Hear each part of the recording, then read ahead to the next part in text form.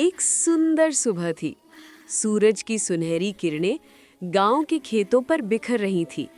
चारों ओर पक्षियों की चहचहाहट और हवा में मिट्टी की मीठी खुशबू। उसी खेत में एक किसान काम कर रहा था। उसका नाम था रामू। रामू के चेहरे पर मेहनत की चमक थी और मन में उम्मीद की रोशनी। हल चलाते चलाते अचानक रामू को मिट्टी में कुछ चमकता दिखा।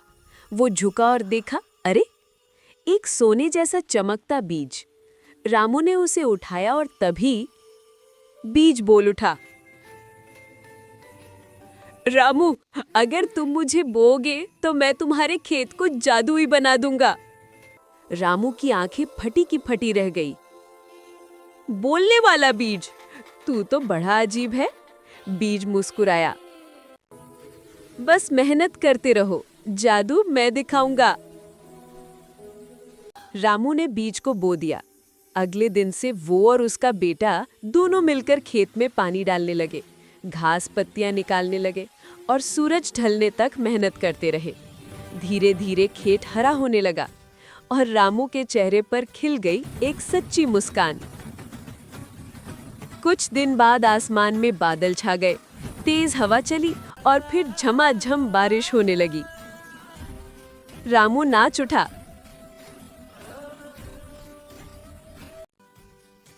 वाह रे भगवान, अब तो मेरी फसल लहराएगी। बारिश में खेत चमक उठा जैसे धरती ने पहन ली हो हरी साड़ी। कुछ ही दिनों में रामू की फसल इतनी सुंदर हो गई कि मानो कोई जादू हो गया हो।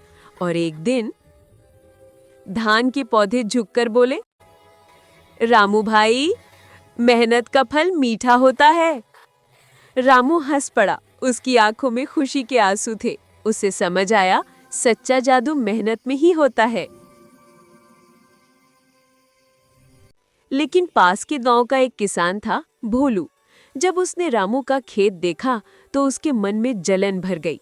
रात में वो चुपके से रामू के खेत में आया और कुछ जादुई बीज चुरा ले गया। भोलू ने बीज अपने खेत में बोए, लेकिन जैसे ही पानी डाला, मिट्टी में से आवाज आई, लोभी को कभी फल नहीं मिलता। सुबह तक उसका खेत सूख गया। भोलू की आंखों में आंसू थे और उसे अपनी गलती का एहसास हुआ।